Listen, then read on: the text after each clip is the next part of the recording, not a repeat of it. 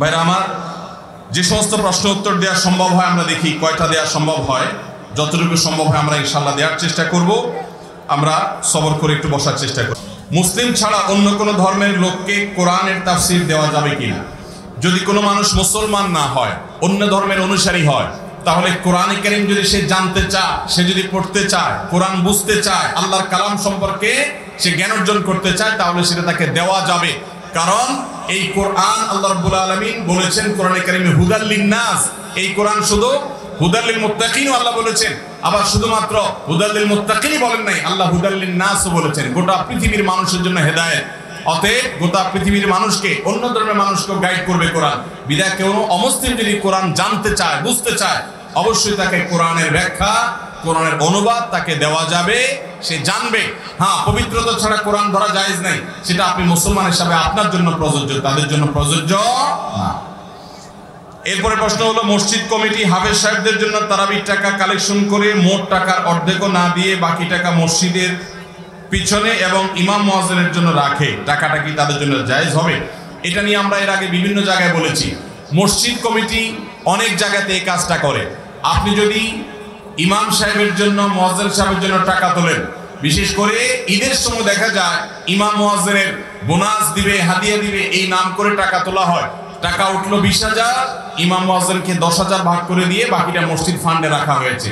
এটা কোনো অবস্থাতে জায়েজ নাই। নসুল ওয়াকিফে কানাসিস শারিয়া, দাতা যে জন্য দিবে সেই খাতেই খরচ করতে হবে, অন্য খাতে খরচ করলে সেটা জায়েজ হবে না। অতএব গুনাহ হবে যদি এরকম কোন কমিটির লোকজন মানুষ থেকে এক কথা বলে টাকা নেন, অন্য খাতে যদি খরচ করেন। তবে হ্যাঁ, যেই খাতে নিয়েছেন সেই খাতে খরচ করার পর কিছু খুচরা রয়ে গেছে বা এই খাতে আর খরচ করার সুযোগ নেই, নির্মাণ ফান্ডে নিয়েছেন, নির্মাণ কাজ শেষ, অতিরিক্ত আছে, এটা আপনি জেনারেল ফান্ডে নিয়ে নিলেন, এতটুকু জায়েজ হতে পারে। কিন্তু আপনি ইন্টেনশনালি এক খাতের কথা বলে অন্য খাতে নিলেন বা ইমাম মুয়াজ্জিনের কথা বলে সেটা মসজিদের নির্মাণ কাজে ব্যয় করলেন, এটা জায়েজ হতে পারে না। এরপরে প্রশ্ন হলো, বর্তমানে বাদশাহ বিভিন্ন দিনে বিষয়ে আলোচনা করা হলে তারা তা মানতে চায় না, তাদের দলিল হলো অমুক তো করে না, এক্ষেত্রে পরিবারকে কিভাবে দাওয়াত দিবে? খুবই দরকারি একটি প্রশ্ন। আমাদের অনেক যুবক ভাইরা আছেন যারা দিনের পথে চলতে চান, হারাম হালাল মেনটেন করতে চান, মাহরাম মেনটেন করতে চান, অন্যায় এবং গুনাহ ছাড়তে চান, কিন্তু পরিবার থেকে, সমাজের লোকজন, তাদের পক্ষ থেকে বলা হয় যে আরে এত কিছু মেনে পারা যায়, অমুকে তো এটা বলছে না, কই তমুকে তো এটা করছে না, তুই কোত্থেকে পাইছস, এই টাইপের কথা বলা হয় কি হয় না? এই কথা প্রতিনিয়ত আমাদের এক শ্রেণীর যুবক ভাইদেরকে বলা হয়। যে সমস্ত পরিবার এরকম কথা বলে বা যেসব ভাইরা এই সমস্ত কথা বলে, তাদেরকে আল্লাহর ওয়াস্তে বুঝাবেন যে দিন হলো পরিপূর্ণ সারেন্ডার করার নাম, দিন হলো পরিপূর্ণ আত্মসমর্পণ করার নাম, দিন হলো পরিপূর্ণভাবে নিজেকে আল্লাহর কাছে সমর্পণ করার নাম। অতএব সেটা করতে হবে। কে কি করেছে, কে কি করে নাই, এটা যদি আমার দেখার বিষয় হয়, তাহলে পৃথিবীতে আমি আর ভালো থাকতে পারবো না। আল্লাহ কোরআনে কারীমে বলেছেন, ওয়ালা তুতি আকসারা মান ফিল আরদি লা ইউদিল্লুক, তুমি যদি পৃথিবীর বেশিরভাগ মানুষ কি করে সেদিকে তাকাও, তাহলে তারা তোমাকে পথহারা করে দিবে। অতএব কে কি করেছে, বেশিরভাগ লোক কি করেছে, এটা আমি দেখবো না, আমি দেখবো কোরআন এবং হাদিসে কি আছে, আমি সেটাকে অনুসরণ করবো। তাদেরকে বুঝাতে হবে, ওলামা ইকরামের কাছে নিতে হবে, কোরআন হাদিসের জ্ঞান তাদেরকে দিতে হবে। ইনশাআল্লাহ তারা এই সমস্ত ফিতনা থেকে তখন বাঁচতে পারবেন। আল্লাহ হেফাজত করুন এবং হেদায়েত দান করুন। আমাদের এলাকায় প্রতি বৃহস্পতিবার এশারের আজান 7 বার দেয়, 7 আজান দেওয়া যাবে কিনা? মসজিদ কমিটির কাছে 7 আজান সম্পর্কে জানতে চাইলে তারা বলেন, অনেক আগে একজন পীর সাহেব এই আজানের কথা বলে গেছে, তাই তারা পীর সাহেবের কথা অনুযায়ী 7 আজান দেন। মূলত বিষয়টা জায়েজ কিনা? দেখুন, আজান প্রত্যেক নামাজের জন্য একবার দিতে হবে। কয়বার দিতে হবে? শুধু জুমার আজান 2 বার। জুমার আজান এটা দ্বিতীয়বার দেওয়া নবী করিম সাল্লাল্লাহু আলাইহি সাল্লাম থেকে আসছে, আর প্রথম আজান ওসমান গনি রাদিয়াল্লাহু তাআলা আনহুর সময়কাল থেকে সকল সাহাবীদের ঐক্যমতে এটি সংযোজিত হয়েছে। এখন কথা হলো, সাহাবী বা খুলাফা রাশিদরা কি সংযোজন করার ইখতিয়ার রাখেন? উত্তর হলো হ্যাঁ, ব্যাখ্যামূলক এই জাতীয় বিষয় সংযোজন ইখতিয়ার রাখেন। নবীজি সাল্লাল্লাহু আলাইহি সাল্লাম বলেছেন, আমার পরে আবু বকর, ওমর, ওসমানকে তোমরা অনুসরণ করবে, খুলাফা রাশিদের সুন্নাত মেনে চলবে। আলাইকুম বিসুন্নতি ওয়া সুন্নাতুল খুলাফায়ে রাশিদিন। নবীজি বলেছেন, আমার সুন্নাত তোমরা মেনে চলবে এবং খুলাফায়ে রাশিদের সুন্নাতকেও তোমরা আঁকড়ে ধরবে, মেনে চলবে। অতএব খুলাফায়ে রাশিদের সুন্নাতকে অস্বীকার করা যাবে? কিন্তু তাই বলে কোন ওয়াক্তের নামাজের আজান 7 বার যদি কোনো পীর সাহেব দিতে বলে, এই পীর সাহেব ভণ্ড হওয়ার ব্যাপারে কোনো সন্দেহ, কোন পীর সাহেবের এখতিয়ার নাই আজান কয়বার দিবে ঠিক করে দিবে। এই আজান নবী করিম সাল্লাল্লাহু আলাইহি সাল্লাম প্রবর্তন করেছেন, তিনি আল্লাহর নির্দেশে এই নির্দেশনা জারি করেছেন। আজানের পদ্ধতি দিতে হবে নবী সাল্লাল্লাহু আলাইহি সাল্লাম থেকে, পীর সাহেব থেকে না। আমাদের দেশে অনেকে আছে পীর সাহেবকে আল্লাহ এবং রাসূলের পর্যায়ে বসায় ফেলছে। পীর সাহেবের কথা কোরআন এবং হাদিসের সাথে যদি সাংঘর্ষিক হয় তাহলে পীর সাহেবের কথাকে ছুঁড়ে ফেলে দিতে হবে। আমরা সবাই উম্মত হলাম মুহাম্মদ সাল্লাল্লাহু আলাইহি সাল্লামের, কোন পীর সাহেবের উম্মত। আমরা গোলাম হলাম আল্লাহর, কোন পীর সাহেবের গোলাম, এমনকি কোন আলেমেরও গোলাম না। কোন আলেমের কথা যতক্ষণ পর্যন্ত কোরআন হাদিসের মধ্যে থাকবে আমরা গ্রহণ করব। কোরআন হাদিসের সাথে সরাসরি কন্ট্রাডিক্টরি যদি কোনো কথা তিনি বলেন তো সেটা আমরা অবশ্যই প্রত্যাখ্যান করব, গ্রহণ করব না। আমাদের আয়েশা বলেছেন, নবী করিম সাল্লাল্লাহু আলাইহি সাল্লাম বলেছেন, মান আহদাসা ফি আমরিনা হাযা মা লাইসা মিনহু ফাহুয়া রাদ।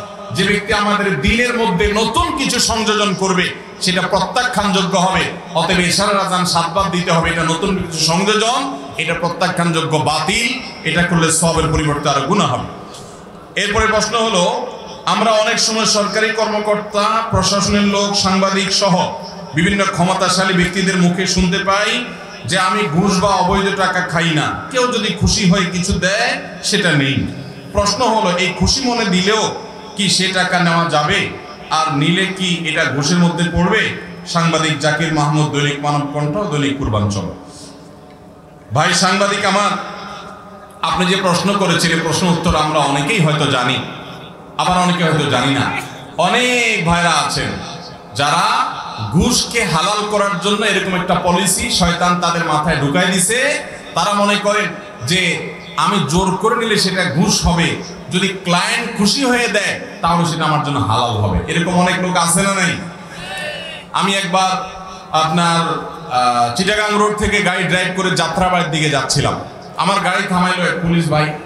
তো আমি বিশেষ কোনো ত্রুটি বিচ্যুতি কিছুই দেখলাম না, অনেক আগের কথা। পরে উনি, আমি বললাম কিছু আর কিছু আছে ভাই? বলে না আর কিছু নাই। তো আমি বললাম তাহলে যাই। বলে হুজুর একটু চায়ের পয়সা দিয়ে যান। তা বললাম চায়ের পয়সা দেবো কোন হিসাবে? বলে না, এটা আপনি খুশি হয়ে দিলে তো আমার জন্য এটা অসুবিধা হবে না। উনি আমাকে বললেন আপনি খুশি হয়ে দিলে অসুবিধা হবে না। তো এরকম একবার আরেক পুলিশ ভাই, উনি এরকম, আমি সৌদি থেকে আসলাম, গাড়ি থামালেন মাইক্রোবাস। তো ভিতরে কার্টুন টার্টুন দেখে বোঝা যায় যে সৌদি থেকে আসছে, বিদেশ থেকে আসছে। তো আমি বুঝলাম যে উনি কিছু একটা চাচ্ছে। তো বললেন, দেখ, মুখ খুলে বললেন হুজুর একটু মিষ্টি খাওয়ান। তো আমার কাছে কাঁচা খেজুর ছিল, আমি এক না কাঁচা খেজুর দিয়ে বললাম এই যে মিষ্টি খান, আল্লাহর জমিনের সবচেয়ে সেরা মিষ্টি, এর চেয়ে মিষ্টি সুস্বাদু ফল হতে পারে না, দিয়ে চলে গেলাম। ভাই যাই হোক, এটা আমার কাছে ছিল, অতিরিক্ত দিয়েছে। কিন্তু যে সমস্ত ভাইরা, সত্যি আমাদের অনেক ভাইরা আছেন প্রশাসনের, যারা মনে করেন যে ক্লায়েন্ট খুশি হয়ে দিলে আমার জন্য হালাল হবে, মনে রাখবেন খুশি হয়ে দিল সেটা আপনার জন্য হারাম হবে, ঘুষ হবে, আপনার জন্য গ্রহণ করার কোনো সুযোগ। নবী করিম সাল্লাল্লাহু আলাইহি সাল্লামের যুগে এক ব্যক্তিকে যাকাত কালেকশন করতে পাঠিয়েছেন। তিনি যাকাত কালেকশন করে আসার পর সে ব্যক্তি বললেন, হে আল্লাহর রাসূল, এটা হলো রাষ্ট্রীয় কোষাগারের বাইতুল মালের, আর এটা হলো আমার পার্সোনাল। নবীজি বললেন, তোমার পার্সোনাল কিভাবে হয়? বললেন যে যাকাত দাতা দেওয়ার সময় বলে দিয়েছে এটা রাষ্ট্রীয় কোষাগারে দিবা, আর এটা তোমাকে আমি দিলাম। নবী করিম সাল্লাল্লাহু আলাইহি সাল্লাম তখন লোকটাকে বললেন, তুমি যদি বাড়িতে বসে থাকতা, আমার এই যাকাত কালেকশনের দায়িত্বে নিয়ে যদি না থাকতা, তাহলে কি তোমাকে এটা দিত? বলে না, দিত না। তখন নবী করিম সাল্লাল্লাহু আলাইহি সাল্লাম বলেছেন, তাহলে তোমার জন্য এটা জায়েজ নাই, এটা তুমি রাষ্ট্রীয় কোষাগারে জমা করো। আপনি সরকারি ওই পদে আছেন, আপনার কাছে কাজটা আছে, সেজন্যই আপনাকে সেদে সেদে টাকা দেয়। কই আমাকে তো দেয় না। কই যে লোক রাস্তায় বেচারা বসে বসে খয়রাত করে তাকে তো দেয় না। ওই একই লোক দেখা যায় রিকশাওয়ালার সাথে 5 টাকা নিয়ে ঝগড়াঝাটি পর্যন্ত করে, আর আপনাকে টাকার বান্ডিল সব খুশি হয়ে দিয়ে দেয়। কাহিনী কি? তাইলে বুঝতে হয়, এই খুশি হয়ে যদি দেওয়া হয় তারপরও সেটা কি হবে? সুদ, ঘুষ হবে। আপনাকে সরকার যে বেতন দেয় সে টাকা আপনার জন্য হালাল, ক্লায়েন্ট থেকে সুবিধা গ্রহণ করা জায়েজ হবে। আল্লাহ তাআলা আমাদের সব ভাইকে হারাম থেকে বেঁচে থাকার তৌফিক দান করুন, হারাম বর্জন করার তৌফিক দান করুন। হারাম বর্জন করার স্বাদ কি জানেন? সবচেয়ে বড় স্বাদ এবং তৃপ্তির জায়গা হলো মানসিক প্রশান্তি। আপনি একটা সময় ফিল করবেন যে আপনার টাকার ভিতরে কোনো হারাম টাকা নাই, আপনার সম্পদ সব হালাল, আপনার মানসিক প্রশান্তি হবে। আর হারাম করে টাকা যতই হোক, সবাই তাকে হাজি সাহেব, গাজী সাহেব, পয়সাওয়ালা সাহেব, অমুক সাহেব, তমুক সাহেব বলে, সে জানে দিন শেষে সে টিন চোর, গম চোর, টাকা চোর, পয়সা চোর, রক্তচোষা, খুনি, মানুষের হক নষ্টকারী, দুর্নীতিবাজ, ঘুষখোর। সে জানে সে একটা পাপিষ্ঠ। অতএব অপরাধের অদৃশ্য দাহনে তাকে জ্বালাতে থাকে। তার টাকায় তার ছেলে মেয়ে, নাতি নাতনিরা মৌজ মাস্তি করতে থাকে। তার ভিতরে জ্বালা পোড়া হয় যে হায় রে, দিন শেষে আমি তো চোর, ডাকাত। তারটা সে নিজেরটা নিজে জানে।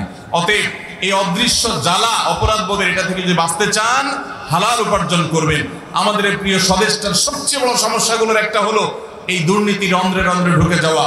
আল্লাহ তাআলা আমাদের এই দেশটাকে দুর্নীতি মুক্ত করবার জন্য আমাদের সবাইকে কাজ করার তৌফিক দান করুন। আমাদের যুবক ভাইরা যারা এক সময় বিভিন্ন চাকরিতে ঢুকবেন, ব্যবসা বাণিজ্যে যাবেন, যেখানেই যাবেন, আপনি প্রতিজ্ঞা করেন কখনো আপনি অসৎ উপায়ে উপার্জন করবেন। আমাদের দেশে শয়তান আমাদেরকে বলে যে আগে টাকা পয়সা কামায় নে, এরপরে একটা সময় তওবা ইস্তেগফার করে আল্লাহর কাছে দোয়া রোনাজারি করবে। এই জন্য দেখবেন 2 নম্বর, 3 নম্বর, 4 নম্বর পথে টাকা পয়সা কামাই করে আঙ্গুল ফুলে কলা গাছ হয়ে বুড়া বয়সে দাড়ি রেখে, টুপি লাগিয়ে, জুব্বা লাগিয়ে, তসবিহ হাতে নিয়ে, উমরা করে, হজ করে, এমনকি মসজিদ থেকে বের হতে চায় না। মুয়াজ্জিন সাহেব বলে তোমরা এত মসজিদ বন্ধ করার জন্য পাগল হয়েছে কোনো ভাই? ইবাদত করতে দিবা না মানুষকে, অথচ সারা জীবন মানুষের হক মেরে এসেছেন। এ আল্লাহর বান্দা জানেন না তার এই ইবাদত কোনো কাজে আসবে না যতক্ষণ পর্যন্ত মানুষের হকের নিষ্পত্তি না করেছে। ভাইরা আমার, কোরআনে আল্লাহ বলেছেন ইয়া আইয়ুহার রাসূলু কুলু মিনাত তাইয়্যিবাতি ওয়া আমালু সালিহা, হে রাসূলগণ তোমরা হালাল উপার্জন করো, হালাল খাও, এরপরে বলেছেন নেক আমল করো। তাহলে নেক আমল পরে, আগে হালাল খাওয়া। আমাদের সমাজে বেশিরভাগ মানুষ মনে করে আগে টাকা কামাই করে নেই, এরপরে বুড়ো বয়সে নেক আমল করবো না, আগে হালাল উপার্জন নিশ্চিত করবো, তারপর নেক আমল করবো। আল্লাহ তাআলা আমাদের সবাইকে সৎ জীবন যাপন করার তৌফিক দান করুন। যুবকরা হারামকে না বলবেন তো ইনশাআল্লাহ? আল্লাহ আমাদের সবাইকে সেরকম ঈমানি শক্তি দান করুন। হালালের উপরে আমরা চলবো। হালাল চললে মুসিবত আছে ভাই, সেটার জন্য আগে প্রস্তুত হয়ে নেবেন। আপনার বউ হয়তো খুশি হবে না, আপনার মা বাবা হয়তো খুশি হবে না, এমনকি আমি হুজুরের কাছেও দাম পাবেন না, কারণ পয়সা নেই। কিন্তু মনে রাখবেন আরশের মালিকের কাছে দাম পাবেন। আরশের মালিকের কাছে দাম পাবেন। দুনিয়াতে কোনো টাকা অবৈধভাবে যেগুলো কামাবেন নিয়ে যেতে পারবেন না। কাফনের কাপড়ের পকেট আছে কোনো? নিয়ে যেতে পারবেন না, নিয়ে যাওয়ার কোনো সিস্টেম। অতএব যাদের জন্য হারাম উপার্জন করছেন ছেলে মেয়ে, এই ছেলে মেয়ে কিন্তু বলবে না কিয়ামত দিন আল্লাহ আমার আব্বাকে ছেড়ে দেন, উনি তো আমাদের জন্য দুর্নীতি করেছিলেন। এটা কিন্তু সন্তান বলবে না, বরং ইয়াউমা ইয়াফিরুল মারউ মিন আখিহি ওয়া উম্মিহি ওয়া আবিহি, বাবা মাকে রেখে সন্তান বরং পালাবে। আল্লাহ তাআলা আমাদেরকে হারাম বর্জন করার মতো ঈমানের শক্তি দান করুন। চেষ্টা করবো তো সবাই ইনশাআল্লাহ। এরপরে প্রশ্ন হলো আজকের যুব সমাজ নাস্তিকতার দিকে বেশি কেন যাচ্ছে, তা থেকে আমাদের বাঁচতে করণীয়। ভাইরা আমার, আমাদের তরুণ প্রজন্মকে নাস্তিকতাবাদের দিকে ঠেলে দেওয়ার জন্য নানামুখী আয়োজন আছে, নানামুখী প্রচেষ্টা আছে। কখনো শিক্ষার নামে নাস্তিক বানা হয়, কখনো বিনোদনের নামে নাস্তিকতাবাদের দিকে ডাকা হয়, কখনো মুক্তমনা হওয়ার নামে তাদেরকে নাস্তিকতাবাদের দিকে ডাকা হয়, নানা সময় তাদেরকে নাস্তিকতাবাদের দিকে ডাকা হয়। এই ফিতনার জোয়ারে আমরা অনেকে গা ভাসিয়ে দিচ্ছি। এটা থেকে বাঁচাবার জন্য আমাদের সন্তানদেরকে, অভিভাবকদের দায়িত্ব, কর্তব্য হলো যে পারিবারিকভাবে ইসলাম চর্চাকে বাড়ানো, এমন ভাবে বাড়ানো যে বাহিরের যত রকমের ফিতনা আছে এই সমস্ত ফিতনাগুলো মোকাবেলা করার মতো শক্তি আমার সন্তানের থাকবে, যাতে করে সে সেগুলো মোকাবেলা করতে পারে। আর তা না হলে সে এক এক জায়গায় যাবে, তার ঈমান বিক্রি করে আসবে। আল্লাহ তাআলা আমাদের সন্তানদের ঈমানকে হেফাজত করার তৌফিক দান করুন। যুবক ভাইরা নিজেরা ঈমানি সার্কেলে চলবেন, দিনদারদের সার্কেলে চলবেন, মুত্তাকি বন্ধু বান্ধবদের সাথে উঠা বসা করবেন, হালাল হারাম মেনটেন করে তাদের সাথে চলাফেরা করবেন, মাহরাম মেনটেন করে তাদের সাথে চলাফেরা করবেন, ভালো বন্ধুর সাথে সঙ্গ অবলম্বন করবেন। এটি হলো ফিতনার যুগে বাঁচার একটা বড় উপায়। আল্লাহর কাছে পানা চাইবেন। সূরা কাহাফের প্রথম 10 আয়াত বেশি বেশি পড়বেন। এটা হলো শেষ যুগের ফিতনা থেকে বাঁচার জন্য অসম্ভব উপকারী একটা আমল। আল্লাহ তাআলা আমাদের ঈমান আমলকে হেফাজত রাখার তৌফিক দান করুন। ইসলামের বিরুদ্ধে যে সংশয়গুলো তৈরি করার সংশয়বাদীরা, তাদের বিরুদ্ধে আমাদের যে সমস্ত ভাইরা লেখালেখি করেন, আমাদের আরিফ আজাদ আছে, আমাদের ডাক্তার শামসুল আরিফিন শক্তি আছে, আমাদের রাফানা আহমদ আছে, আমাদের আরো যে সমস্ত তরুণরা তারা লিখছে, ডক্টর জাকির নায়েক আছেন, আহমদ দিদাত রাহিমাহুল্লাহ আছেন, তাদের বক্তব্য, তাদের লেখনীগুলো যত বেশি পড়বেন ইনশাআল্লাহ নাস্তিকদের, নাস্তিকতাবাদের বস্তা পচা সস্তা বিষয়গুলো তত বেশি আপনার সামনে খোলাসা হয়ে যাবে। আল্লাহ তাআলা আমাদেরকে ফিতনামুক্ত ঈমান নিয়ে দুনিয়া থেকে যাওয়ার তৌফিক দান করুন। এরপর প্রশ্ন হলো সত্যি আল্লাহর কাছে শুকরিয়া, সারা জীবন ফোনের ভিতরে দেখা মানুষটিকে পাম্পটি না দিয়ে মূল প্রশ্ন বললে হতো। আলহামদুলিল্লাহ, আমার অনেক দিনের একটা প্রশ্ন, আশা করি উত্তর দিবেন। আমি এক সময় হারাম রিলেশনে ছিলাম, এমনকি তার সাথে শারীরিক সম্পর্ক করেছি।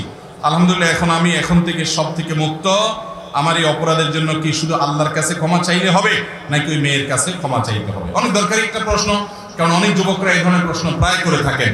আপনি যদি কখনো জেনায় লিপ্ত হয়ে থাকেন, তাহলে আল্লাহর কাছে মাপ চাইতে হবে, চাইলেই হবে, নাকি যার সাথে জেনা করেছেন তার সাথে মাপ চাইতে হবে, তার কাছে মাপ চাইতে হবে? উত্তর হলো, যদি তাকে তার প্রতি জবরদস্তিমূলক ধর্ষণ করে থাকেন, আল্লাহ মাফ করুক, জঘন্য অপরাধ, তাহলে সেক্ষেত্রে এটা তার হক নষ্ট করেছেন, আল্লাহর হক নষ্ট করেছেন। আল্লাহর কাছেও মাপ চাইতে হবে, তার কাছে ক্ষমা প্রার্থনা করতে হবে যদি চাওয়া সম্ভব হয়।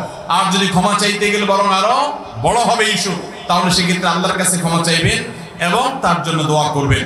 আর যদি ব্যাপারটা হয় যে না, মিউচুয়াল আন্ডারস্ট্যান্ডিং এর মাধ্যমে দুইজনের সম্মতিতে, তাহলে শুধু আল্লাহর কাছে মাপ চাইবেন, ইস্তিগফার করবেন।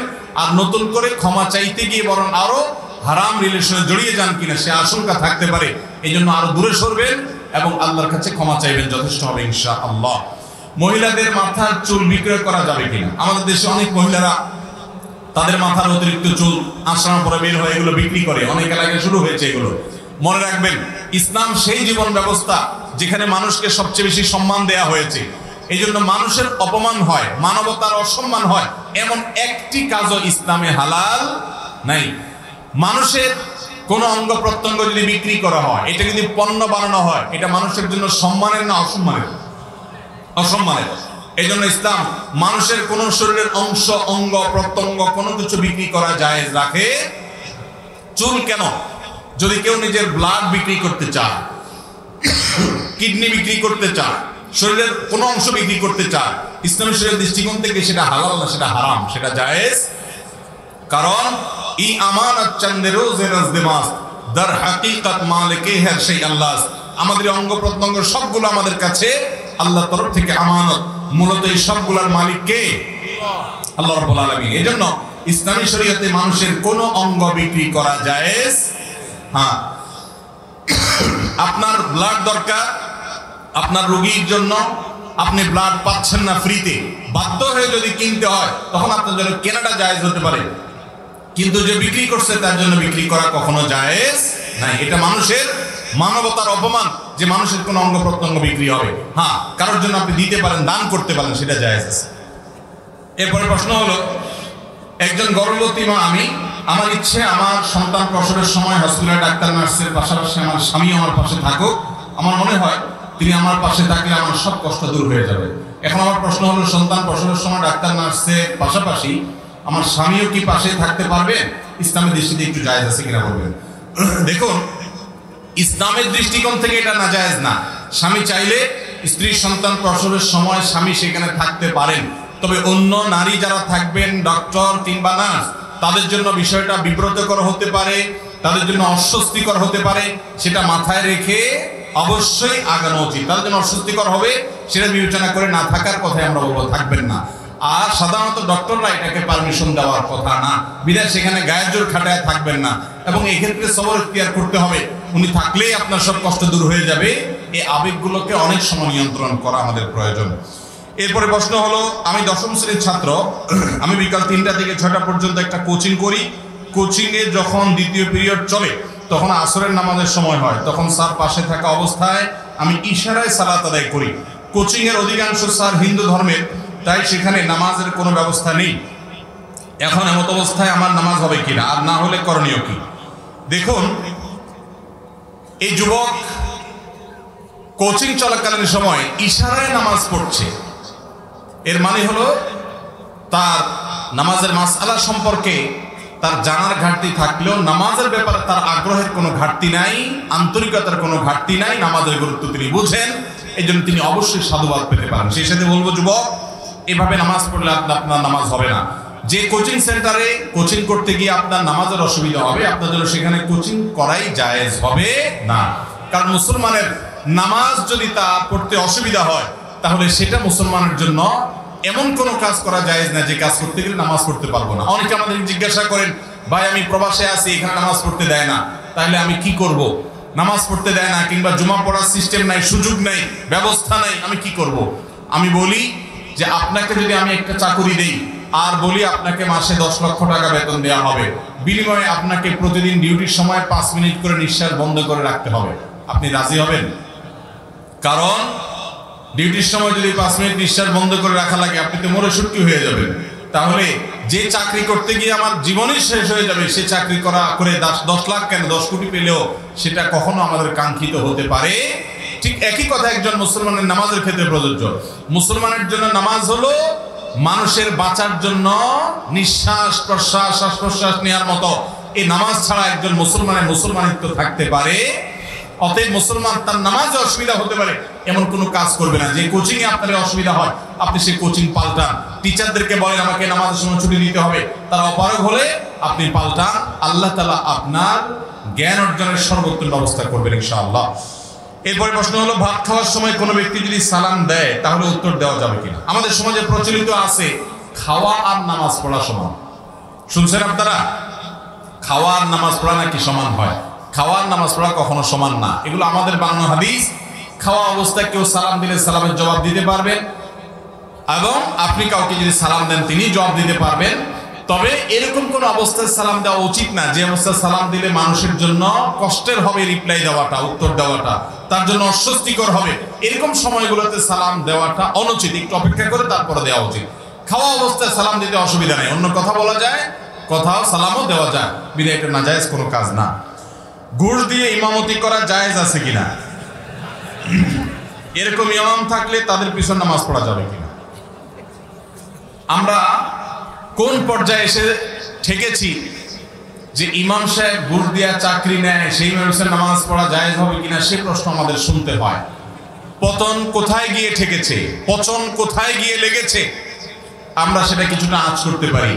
অনেক ইমাম আছেন যে দেখা গেল সরকারি মসজিদ, সরকারি ইমামতি, সরকারি বলে কথা, অতএব সে চাকরি নেওয়ার জন্য ঘুষ দিয়া তিনি চাকরি নেওয়ার চেষ্টা করেন। আল্লাহ মাফ করো, শুধুমাত্র সরকারি মসজিদ না, অনেক বেসরকারি মসজিদও আছে যে এই মসজিদগুলোতে ইমামতি নেওয়ার জন্য কমিটির লোকদেরকে ঘুষ অফার করে এবং সেগুলো দিয়ে চাকরি নেয়। যদি এরকম কোনো ইমাম থাকে তাহলে সেই ইমাম হলো সবচেয়ে নিকৃষ্ট ইমাম, তার ইমামতির কোনো যোগ্যতা নাই। যদি নিশ্চিতভাবে জানা যায় এরকম ব্যক্তিকে ইমামতি থেকে বরখাস্ত করা সেই মসজিদের দায়িত্বশীলদের উপর আবশ্যক। কারণ ফাসিক মুলিম, স্পষ্টভাবে ফাসিকিতে লিপ্ত, এরকম ব্যক্তির পিছনে নামাজ পড়া উচিত না। অতএব এরকম ব্যক্তি যে নীতিগতভাবে অসৎ এবং হারামখোর, হারাম কাজকারী, যে চাকরির জন্য হারাম উপার্জন, হারাম টাকা দেয়, ঘুষ অফার করে, ঘুষ দিয়ে চাকরি নেয়, সে কিসের আল্লাহর কাছে দোয়া করবে? সে কিসের নেতৃত্ব দিবে? নেতৃত্ব দেওয়া তো দূরের কথা, সে সাধারণ মুসলমান হিসেবেও কোন আদর্শ মুসলমান হওয়ার উপযুক্ত নয়। বিলে এরকম ইমাম তাকে বর্জন করতে হবে। প্রয়োজনে আপনি অন্য মসজিদে গিয়ে নামাজ পড়বেন। আর যদি আশেপাশে মসজিদ না থাকে তাহলে বাধ্য হয়ে তার পিছনে নামাজ পড়তে হলে পড়বেন, কিন্তু একা একা এই অজুহাতেও নামাজ পড়বেন না, কারণ তার গুনাহে তাকে পাবে, আপনার নামাজ হয়ে যাবে যদি আপনি অপারগ হন।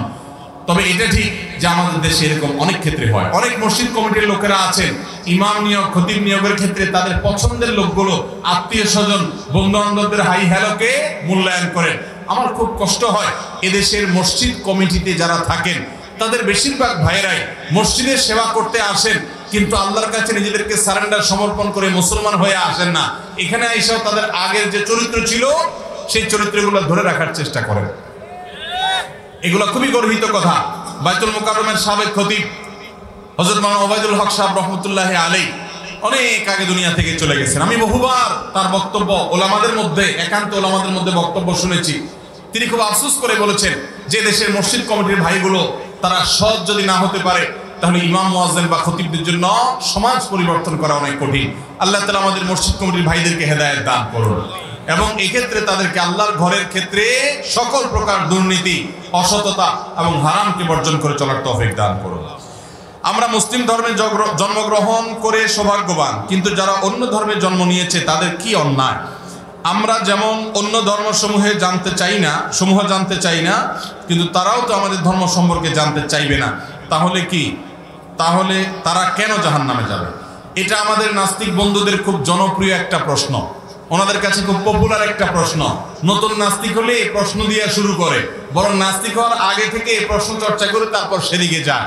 ভাইরা আমার, তাদের আরেকটা পপুলার প্রশ্ন আছে, সেটা হলো যে আল্লাহ রাব্বুল আলামিন 1000 বছর আগে যার মৃত্যু দিয়েছেন সেই লোকের কবর আযাব শুরু হয়েছে, আবার ইসরাফিলের সিংহা ফুৎকার দেওয়ার দিন যে মারা গেছে, তার আগের দিন যে মারা গেছে, তারও কবর আযাব হচ্ছে। তার কবর আযাব হলো একদিন, এরপর তো কিয়ামত, আর আগের জন হচ্ছে 1000 বছর। তাহলে বিচার হবে তো কিয়ামতে। কবরের শাস্তি একজন 1000 বছর ভোগ করলো আগে মরে, আরেকজন পরে মরে মাত্র একদিন ভোগ করলো, তাহলে ইনসাফ কিভাবে হলো? এরকম একটা প্রশ্ন আমাদের অনেক নাস্তিক বন্ধুরা করে। আমি বলি ভাই, একজনকে আমার সামনে নিয়ে আসেন, এর আমি গুনে গুনে গুনে গুনে 2 ঘন্টা ধরে 200টা ঘুষি দিব, 200টা ঘুষি দিব 2 ঘন্টা ধরে গুনে গুনে। আরেকজনকে নিয়ে আসেন, তাকে আমি একটা ঘুষি দিব মাত্র 3 সেকেন্ড ব্যবহার করে। আমার ওই পরের ঘুষিটা ওই লোকরে 200 ঘুষি দেওয়ার চাইতে ওজনই হবে, ব্যথা হবে, এর হাড্ডি ভেঙে যেতে পারে। সম্ভব কি সম্ভব না? তা আমি যদি এই ব্যালেন্সটা করতে পারি, আল্লাহ রাব্বুল আলামিন 1000 বছর আগে না লাখ বছর আগে কে মারা গেছে, আর কে কত বছর পরে মারা গেছে, তাকে শাস্তি কাকে কতটুকু দিতে হবে, কিভাবে ব্যালেন্স করতে হবে, কিভাবে কার কতটুকু হক তাকে ততটুকু দিতে হবে, এটা আল্লাহ রাব্বুল আলামিনের জন্য সম্ভব না অসম্ভব? আল্লাহর জন্য এটা মেইনটেইন করা সম্ভব কি সম্ভব না? আমরা বেশিরভাগ নাস্তিক বন্ধুদেরকে দেখি, তারা যেসব প্রশ্ন করে আল্লাহ সম্পর্কে, এই সব প্রশ্নগুলোর গোড়ায় হলো গলত এবং হাস্যকর বোগাস। এর কারণ হলো তারা দেখা যায় আল্লাহ রাব্বুল আলামিনকে তাদের নিজেদের কাতারে এনে নিজের সাথে কম্পেয়ার করে, তুলনা করে, বলে যে আচ্ছা বুঝলাম আল্লাহ আমাদের সৃষ্টিকর্তা, তাহলে আল্লাহর সৃষ্টিকর্তাকে। এরকম প্রশ্ন করে কি করে না? আরে ভাই, এই প্রশ্ন আল্লাহর জমিনের সবচেয়ে হাস্যকর প্রশ্নগুলোর একটা। কেন?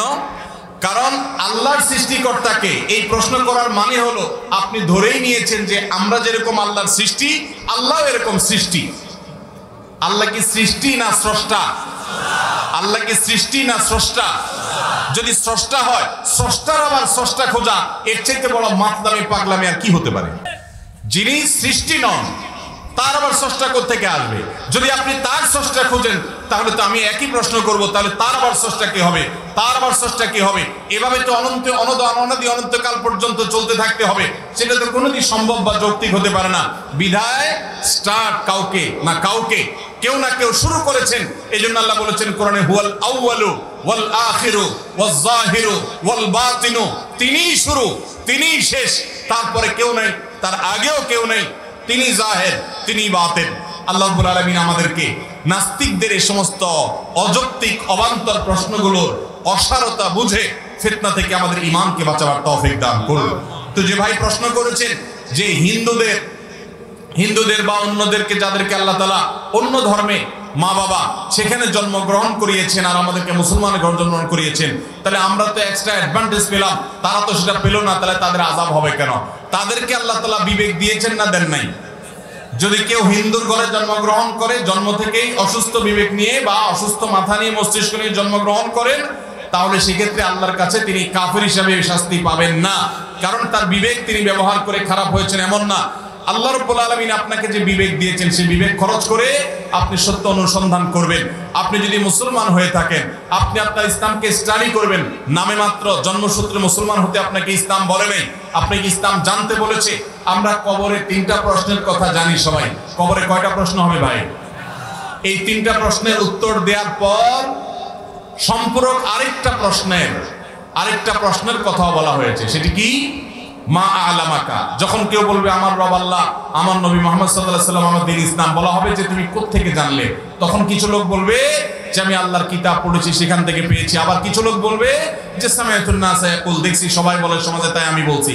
এই শুনে শুনে দেখে দেখে, অর্থাৎ শুধু তালে তাল মিলাইছি, ইসলাম বুঝে নেই, এই ব্যক্তি মুসলমানদের কাতারেও শামিল না হওয়ার আশঙ্কা আছে। যেন ইসলাম মুসলমানের ঘরে জন্ম নিলেও বুঝতে হবে, অন্য ধর্মে যদি জন্মগ্রহণ করে তিনিও সত্যটা আবিষ্কার করার চেষ্টা করতে হবে। আল্লাহ যে বিবেক দিয়েছেন সেটা খাটাতে হবে, ব্যবহার করতে হবে। এটার জন্য তিনি জিজ্ঞাসিত হবেন।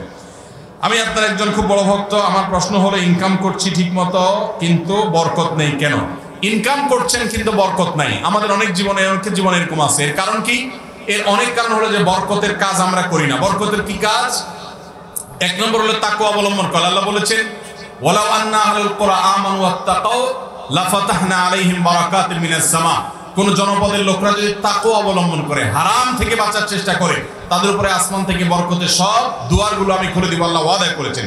এই জন্য তাকওয়া অবলম্বন করতে হবে। বরকত লাভের অনেকগুলো উপায় আছে। বরকত লাভের 10টি চাবি নামে একটা ভিডিও আমাদের আছে, সেটা শুনে নিতে পারেন। অনেকগুলো উপায় আছে।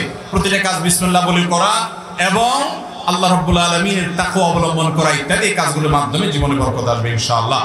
এবং সেই সাথে আত্মীয় স্বজনের সাথে সম্পর্ক বজায় রাখলেও তার জীবনে বরকত আছে।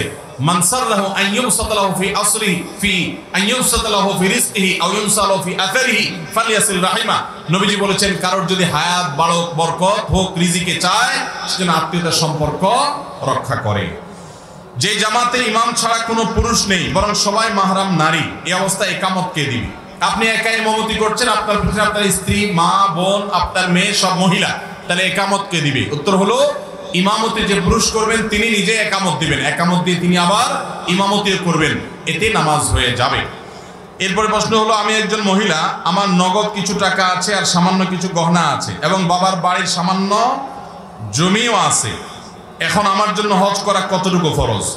আপনার নিজের নগদ টাকা এবং গহনা এই সবগুলোর ভ্যালু কত, এবং বাবার বাড়ি থেকে যে জমি পেয়েছেন সেই জমির উপরে তো আপনার খোরাকি নির্ভর না, অতএব ওইটার ভ্যালু কত? সবগুলা মিলিয়ে দুইজন মানুষ হজ করা যায়, এরকম যদি সম্পদের মালিক আপনি হন, তাহলে আপনার উপর হজ করা ফরজ। কারণ মহিলাদের হজ ফরজ হতে হলে নিজের হজের খরচ এবং মাহরামের হজের খরচ, সাথে যেতে হবে একজন বডিগার্ড মাহরাম, এই দুজনের টাকা থাকলে তখন তারপরে হজ ফরজ হবে, আর না হলে ফরজ হবে না।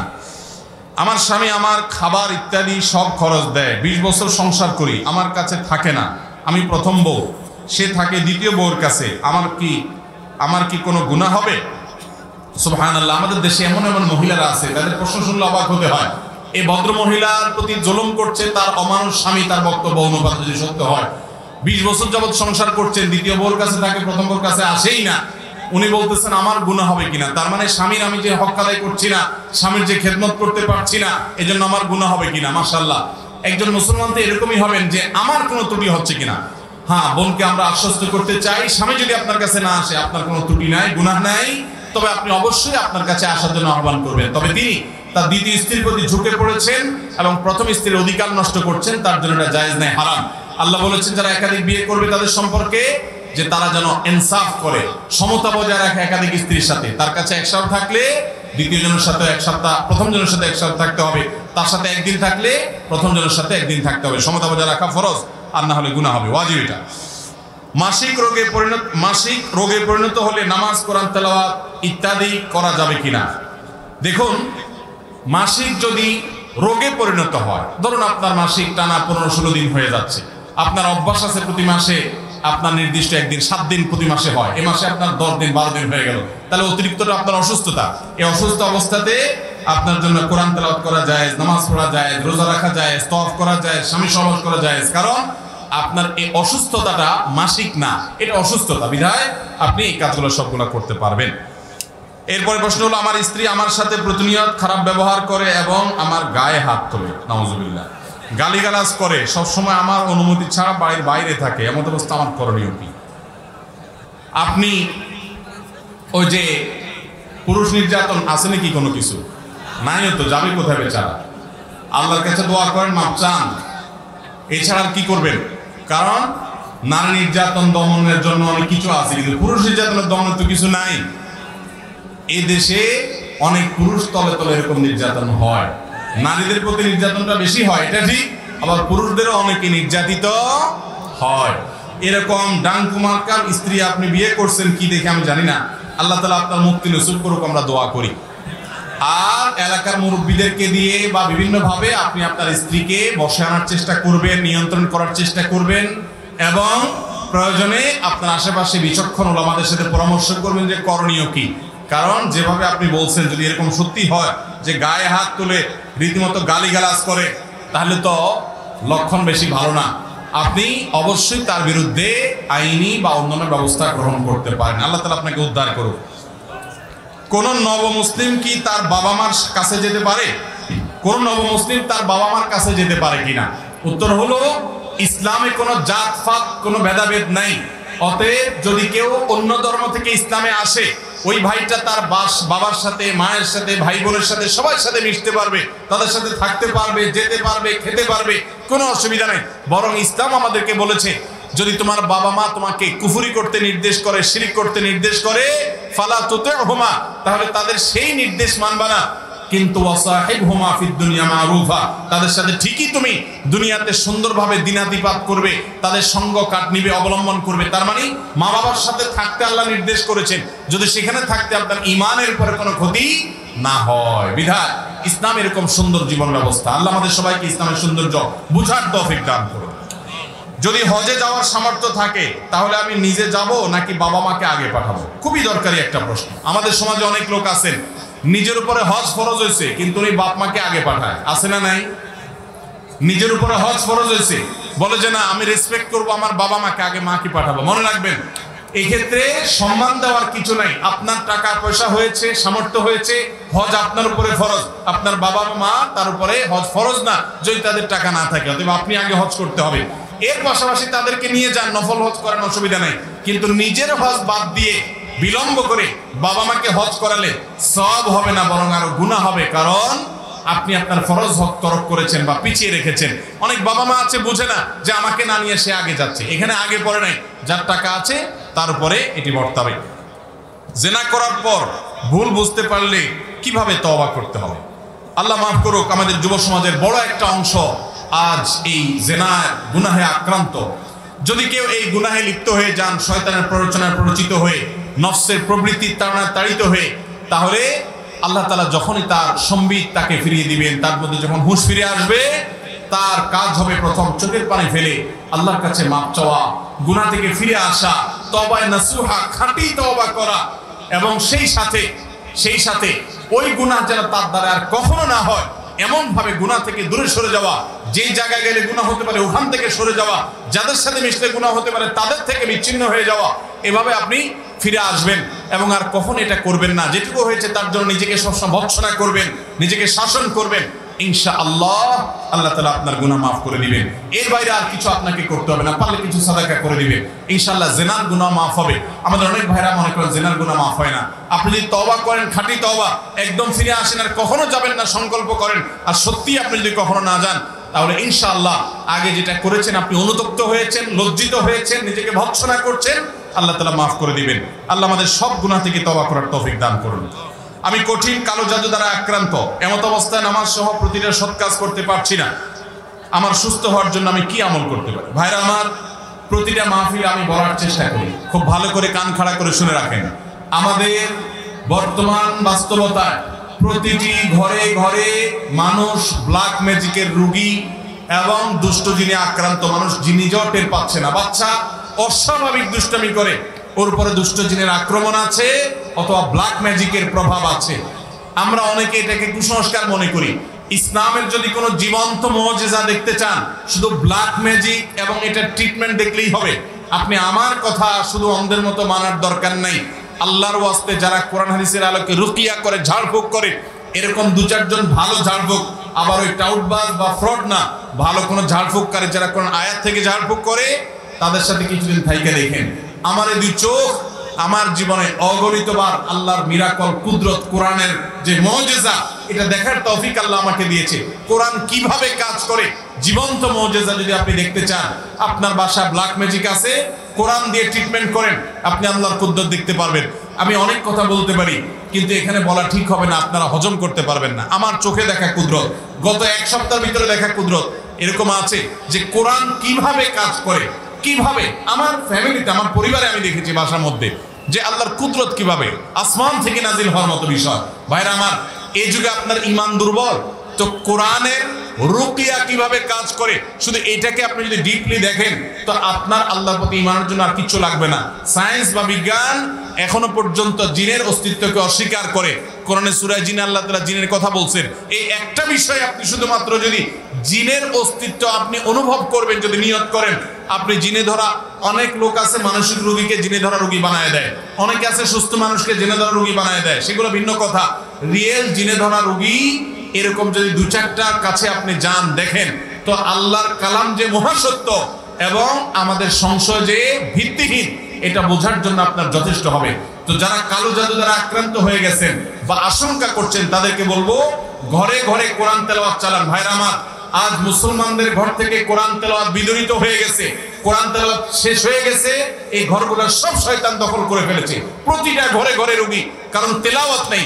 যে ঘরে উচ্চস্বরে কোরআন তেলাওয়াত হয়, প্রতিদিন সকাল সন্ধ্যা রাতে শোয়ার আগে বিভিন্ন সময় কোরআন তেলাওয়াত হয়, পরিবারের একাধিক সদস্য তেলাওয়াত করেন, সেই ঘরে রহমতের ফেরেশতা থাকে এবং শয়তানের প্রভাব থাকে না। আমরা টেরও পাচ্ছি না, ঈমানের স্বাদ নাই, ইবাদতের স্বাদ নাই, আমলের স্বাদ নাই, নামাজের স্বাদ নাই, দোয়ার তৃপ্তি নাই। আমাদের ফাসিকি জিন্দেগি বেড়েই চলেছে, সন্তানরা অমানুষ হয়ে যাচ্ছে, স্বামী স্ত্রীর মধ্যে বনিবনা নাই, অশান্তি সর্বদিকে আমাদের। এর অন্যতম প্রধান কারণ হলো কোরআন পরিত্যাগ করা। আপনি যদি কোরআন তেলাওয়াত করেন, কোরআন বুঝেন, কোরআন আঁকড়ে ধরেন, কোরআনকে সামনে রাখেন, কোরআনকে চর্চার মধ্যে থাকেন, আমি নিশ্চিতভাবে আপনাকে বলতে পারি ইনশাআল্লাহ পৃথিবীর কোনো ব্ল্যাক ম্যাজিক আপনাকে আক্রমণ করতে পারবে। ব্ল্যাক ম্যাজিক থেকে বাঁচার জন্য আরেকটা গুরুত্বপূর্ণ আমল হলো আইয়ামে বীজের রোজা রাখা। চান্দ্র মাসের 13, 14, 15 এই 3 দিনে ব্ল্যাক ম্যাজিশিয়ানরা ম্যাজিক বেশি করে। ওই দিন যারা রোজা রাখে আল্লাহ তাআলা তাদেরকে সেফ রাখেন। সকাল সন্ধ্যার দোয়া জিকিরগুলো নিয়মিত পড়বেন, বিশেষ করে রক্ষা কবচ দোয়াগুলো। ঘরে ঢুকতে বিসমিল্লাহ বলে ঢুকবেন এবং খাবার খেতে বিসমিল্লাহ বলে খাবেন। বাচ্চাদের সবাইকে অভ্যস্ত করে বাসায় বিসমিল্লাহ ছাড়া কেউ ঢুকবে না, সালাম ছাড়া কেউ ঢুকবে না। টয়লেটের দরজাগুলো সব বন্ধ করে রাখবেন, দোয়া পড়া ছাড়া ঢুকবেন না, দোয়া পড়া ছাড়া বেরোবেন না। ইনশাআল্লাহ দুষ্ট জিন থেকে এবং ব্ল্যাক ম্যাজিক থেকে হেফাজত থাকবেন। আল্লাহ আমাদের সবাইকে হেফাজত রাখুন। এরপরে প্রশ্ন হলো, আমি একজন ছাত্র, জানতে চাচ্ছিলাম ইসলামে নাম রাখার বিধান সম্পর্কে। অনেক ভুল হয়ে যায়, সার্টিফিকেট, পাসপোর্ট ইত্যাদি সমস্যা হচ্ছে।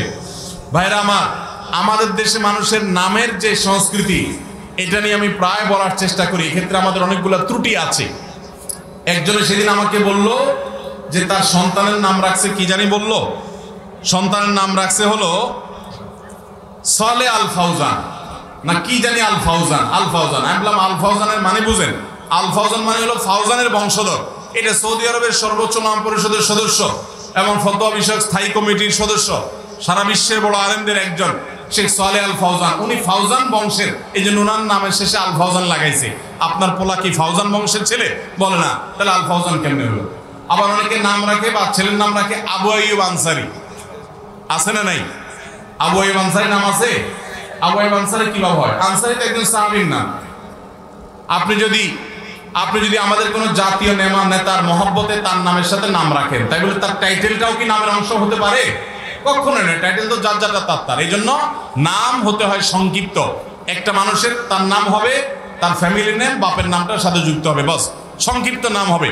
আমাদের দেশে নাম রাখে মোহাম্মদ আলী হোসেন।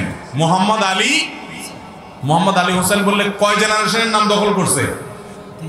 3 জেনারেশন। মোহাম্মদ নবী করিম সাল্লাল্লাহু আলাইহি ওয়াসাল্লাম, আলী হলেন তার জামাই, আর হোসেন হলো নাতি। তাহলে নানা, নাতি আর যে মানে আপনার কি জামাই, 3 জনের নাম একজন দখল করে বসে আছে। শুধু মোহাম্মদ রাখেন, শুধু আলী রাখেন, শুধু হোসেন রাখেন, সাথে বাপের নামটা যুক্ত করেন, হোসেন ইবনে অমুক, অথবা ইবনে না লাগায় ডাইরেক্ট বাপের নাম যদি কামরুল হয় তাহলে হোসেন কামর, অথবা বাপের নাম মোহাম্মদ হলে হোসেন মোহাম্মদ, এভাবে নাম রাখেন। তো আমাদের দেশে লম্বা লম্বা নাম রাখা হয়, যেটা সুন্নাহর পরিপন্থী। হারাম টাকায় হজ করলে হজ হবে কিনা, এমনকি ভাইয়ের জমিও আটকে রেখে অনেকে হজ করেন, হজ হবে কিনা। হারাম টাকা যদি হজ করে তাহলে মানুষের কাছে হাজি সাজা যাবে, আল্লাহর কাছে হাজি হওয়া যাবে। আল্লাহর কাছে হাজি হতে হলে হালাল টাকা হজ করতে হবে। নবী করিম সাল্লাল্লাহু আলাইহি ওয়াসাল্লাম বলেছেন, ইন্নাল্লাহা তাইয়্যিবুন লা ইয়াকবালু ইল্লা তাইয়্যিবা, আল্লাহ পবিত্র, তিনি পবিত্র ছাড়া, হালাল ছাড়া কিছু গ্রহণ করবেন। অতএব আল্লাহর কাছে কি করতে হবে? হালাল জিনিস নিবেদন করতে হবে। হারাম টাকা দিয়ে হজ ওমরা করলে সেটা হবে না। আমার 3 লক্ষ টাকা কাবিন, 15 লক্ষ টাকা উসুল দিয়েছি, এখন 15 লক্ষ টাকা বাকি আছে, 13 লক্ষ টাকা, 12 লক্ষ টাকা বাকি আছে। আপাতত এই 12 লক্ষ টাকা দেওয়ার সামর্থ্য নাই, এমত অবস্থা আমার করণীয় কি? ভাইরা আমার, বিয়েতে কাবিন বা মোহর যেটাই বলি আমরা, এটা উসুল যে দেওয়া হয়, এক্ষেত্রে বাংলাদেশে 80% ক্ষেত্রে চিটারি করা হয়। চিটারি বুঝেন কিভাবে করে? ধরেন বাজার করছে 50,000 টাকা, স্বর্ণ গয়না সব মিলে আর 70-80 হাজার টাকা হয়তো হয়েছে। তো উসুল লিখতে বললে বলে কত উসুল লিখবো, বলে যে 1 লাখ লেখেন, 1.5 লাখ লেখেন, ছেলে পক্ষের যেমন খুশি এমনি ফিগার বসায় দেয়। আপনি যদি 1 লাখ টাকার মাল দিয়ে থাকেন তাহলে সেটা উসুল লিখতে পারেন। কিন্তু সেটা না দিয়ে আপনি ওটা উসুল লিখতে পারেন না। আবার স্ত্রীর পরনের যে পোশাক দিবেন আপনি, ওটা তো আপনাকে এমনি দিতে হবে, ওইটা আপনি মোহরের মধ্যে ধরে উসুল ধরাই দিলেন, সেটা কিন্তু জায়েজ হবে।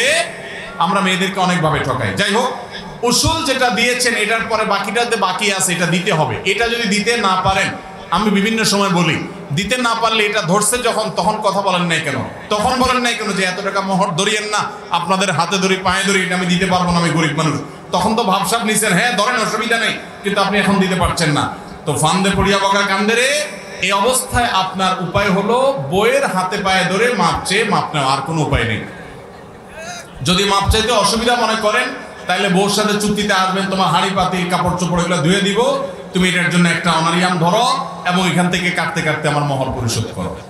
এছাড়া তো আর কোনো উপায় নেই। অর্থাৎ বউকে আপনি কনভিন্স করে মাপ চাইতে হবে। সে যদি বলে ঠিক আছে তুমি গরিব মানুষ, আমি ছাড় দিয়ে দিলাম এত, বাকিটা তুমি কিস্তিতে শোধ করো বা আমার কাজ করে শোধ করো বা আস্তে আস্তে দিও, তাহলে সেটা জায়েজ হবে, অন্যথায় কিন্তু জায়েজ হবে না। এরপরে প্রশ্ন হলো, স্বামী স্ত্রী মাঝে মিল মহব্বত না থাকলে কি ধরনের অপরাধ হতে পারে? স্ত্রী স্বামীকে ভালোবাসে, স্বামী স্ত্রীকে ভালোবাসে না, এখানে করণীয় কি? দেখুন, ভালোবাসা তৈরির জন্য আমরা কয়েকটা আমলের কথা বলি। প্রথম আমল হলো, স্ত্রী তার নিজেকে স্বামীর কাছে আকর্ষণীয় করে উপস্থাপন করবেন, স্বামী তার স্ত্রীর সামনে নিজেকে আকর্ষণীয় করবেন এবং ভালোবাসায় তৈরি হওয়ার জন্য সকল উপকরণগুলো অবলম্বন করবেন। হাদিসে বর্ণিত 3টা আমল বিশেষভাবে করবেন। সালাম আদান প্রদান করবে বেশি বেশি, অগোচরে দোয়া করবে, হাদিয়া উপহার বিনিময় করবে। এগুলোর মাধ্যমে পারস্পরিক ভালোবাসা তৈরি হয়। স্বামী স্ত্রীর মধ্যে যদি সম্প্রীতি না হয়, আল্লাহ নারাজ হয়, অসন্তুষ্ট হয় এবং শয়তান সবচেয়ে খুশি হয় কিসে জানেন? সহিহ মুসলিমের একটা হাদিস শুনেন, নবী করিম সাল্লাল্লাহু আলাইহি সাল্লাম বলেছেন, শয়তান তার আরশ, তার সিংহাসন পানির উপর রাখে এবং তার সদস্যদেরকে ছেড়ে দেয় আকাম করার জন্য, শয়তানি করার জন্য, মানুষকে দিয়ে গুনাহ করানোর জন্য। এক একজন এক এক গুনাহ করে এসে যখন শয়তান বড় শয়তানের কাছে হিসাব দেয়, বড় শয়তান তখন জিজ্ঞাসা, কি করে আসছস? একটা বলে একজনকে খুন করাইছি আমি। শয়তান বলে ওকে, আর কে? আরেকজন বলে যে আমি একজনকে দিয়ে জেনা করাইছি। আরেকজন বলে আরেকটা আকাম করাইছি। শয়তান বলে ঠিক আছে করছো, কিন্তু এরপরে একজন এসে যখন বলে স্বামী স্ত্রীর মধ্যে আমি বিভেদ তৈরি করে দিয়েছি, তাদের সঙ্গে দূরত্ব তৈরি করে দিয়েছি, তখন শয়তান বলে এইটা হলো সবচেয়ে বড় কাজের কাজ, সবচেয়ে বেশি খুশি। সহিহ মুসলিমের হাদিস, নবী সাল্লাল্লাহু আলাইহি ওয়াসাল্লাম থেকে বর্ণিত। তাহলে বোঝা গেল, স্বামী স্ত্রীর মধ্যে যদি সম্পর্ক নষ্ট হয়, দূরত্ব হয়, সবচেয়ে খুশি হয় কে? শয়তান। অতএব স্বামী স্ত্রীর মধ্যে কোনো বিষয় মনোমালিন্য হতে পারে, কিন্তু সম্পর্ক নষ্ট করবেন স্থায়ীভাবে বা দীর্ঘমেয়াদী, এটা জায়েজ নাই। এই জন্য আল্লাহর ভয়ে এবং শয়তান খুশি হয়ে যাচ্ছে, এই কারণে নিজে ইচ্ছাকৃতভাবে স্ত্রীর সাথে, স্ত্রীর স্বামীর সাথে মিশবেন এবং ছোট হয়ে আগায় যাবেন, শয়তানকে জিততে দিবেন না। আল্লাহ আমাদেরকে বোঝার তৌফিক দান করুন। সর্বশেষ প্রশ্ন আজকে, জমি বন্ধক রাখা জায়েজ আছে কিনা? জমি বন্ধক রাখা জায়েজ আছে, কিন্তু বন্ধকি জমিন যার হবে তিনি ভোগ করবেন। বন্ধকি জমিন কে ভোগ করবেন? যার জমিন তিনি ভোগ করবেন। আপনি বন্ধক রেখে তাকে টাকা দিয়েছেন, তো এই যে তাকে টাকা দিয়েছেন আপনি জমি বন্ধক রেখে, এই জমিটা আপনার কাছে থাকবে গ্র্যান্ট হিসাবে, যদি সে টাকা নিয়ে গড়িমসি করে, যাতে আপনি সেটা পরিশোধের ব্যবস্থা করতে পারেন। কিন্তু তারটা সেই ভোগ করবে, আপনি ভোগ করলে সেটা জায়েজ হবে না। কিন্তু আমাদের দেশে সবাই ভোগ করে, এটা না জায়েজ। এটা জায়েজ হওয়ার বুদ্ধি হলো ইজারা করা। ইজারা কি? ইজারা হলো ভাড়ার ব্যবস্থা করা। ভাড়া কি? ভাড়া হলো যে আমরা জমি জমা এগুলো বলবো যে ঠিক আছে, আমার এই জমিটা এত টাকা ভাড়া ধরা হলো, তোমাকে 5 লাখ 10 লাখ দিলাম ভাড়ার অগ্রিম, প্রতি মাসে বা প্রতি বছর এত করে কাটা গিয়ে বাকিটা আমাকে ফেরত দিবা, সেটা জায়েজ হতে পারে।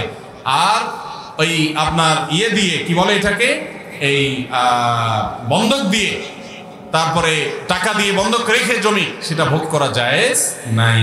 কিন্তু এটা আমাদের দেশে বেশিরভাগ মানুষ আমল করে না। আল্লাহ তাআলা আমাদের সবাইকে আমল করার তৌফিক দান করুন। ও আচ্ছা, জি ঠিক আছে।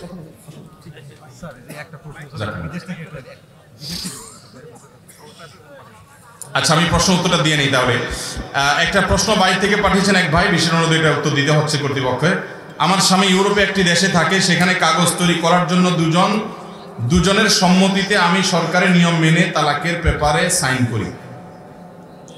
আমার স্বামী ইউরোপে একটি দেশে থাকে, সেখানে কাগজ তৈরি করার জন্য দুজনের সম্মতিতে আমি সরকারি নিয়ম মেনে তালাকের পেপারে সাইন করি, কিন্তু সে দেশে এমবেসিতে জমা দেওয়া হয়নি। এখন আমার স্বামী দেশে ফিরলে নতুন করে কাবিন করা লাগবে কিনা এবং আমার কি তালাক হয়ে গেছে, এটা জানা উপকৃত হবো। প্রথম কথা হলো ভাই, তালাকের মাসালা এভাবে জিজ্ঞেস করবেন না। কোনো আলেমের কাছে যাবেন, সাক্ষাৎ করবেন, তারপর প্রশ্নোত্তর নেবেন। এখানে অনেকগুলো কোয়েরি করতে হবে, সেগুলো তো এখন আমি করতে পারছি না। আপনি শুধু প্রশ্ন দিয়ে দিয়েছেন, আপনাকে সামনে পেলে আমি অনেকগুলো প্রশ্ন করতাম। যে এখানে কাগজে কি লেখা, সংক্ষেপ আর বিস্তারিত নাই, এগুলোর উত্তর এভাবে দেওয়া যাবে না।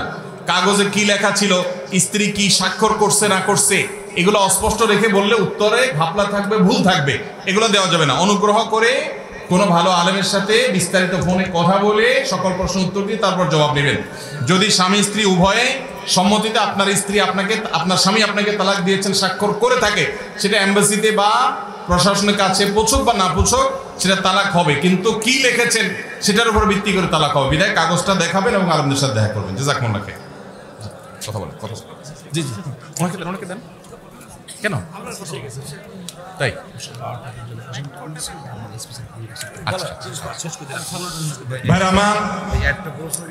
আল্লাহ রাব্বুল আলামিন না, আল্লাহ রাব্বুল আলামিন আমাদের সবাইকে, ভাই বসেন বসেন, আল্লাহ রাব্বুল আলামিন আমাদেরকে যা শুনলাম, জানলাম, বুঝলাম, আমল করার তৌফিক দান করুন, বলুন আমিন। এই মাহফিলের জন্য যারা যেভাবে পরিশ্রম করেছেন, টাকা পয়সা ব্যয় করেছেন, অর্থ দিয়েছেন, বুদ্ধি দিয়েছেন, আল্লাহ তাআলা সবাইকে উত্তম বিনিময় দান করুন। প্রশাসনের ভাইরা তারা আন্তরিকতার সাথে সহযোগিতা করেছেন, অনুমোদন দিয়েছেন, আমরা তাদের সবার সর্বাঙ্গীন কল্যাণ কামনা করি। আমাদের প্রিয় মাতৃভূমিকে আল্লাহ তাআলা হেফাজতে রাখুন, ভালো রাখুন, এদেশ উন্নতির দিকে এগিয়ে যাক, আমরা এই দেশটাকে সুন্দরভাবে গড়ে তোলার জন্য সবাই অবদান রাখতে পারি, এবং এই মাহফিল আমাদের এই অত্র এলাকার মানুষের জ্ঞান অর্জনের জন্য, কোরআন ইসলাম আলোকিত হওয়ার জন্য উপকারী হওয়ার তৌফিক দান করুন। আমরা যা শুনলাম সেগুলো সবগুলো আমল করার নিয়তে বাইরে যাবো ইনশাআল্লাহ। আল্লাহ আমাদের সবাইকে আমলের তৌফিক দান করুন। আমরা মসজিদ থেকে উঠে দোয়া পড়ি ভাই, সুবহানাল্লাহি ওয়া বিহামদিহি সুবহানাকাল্লাহুম্মা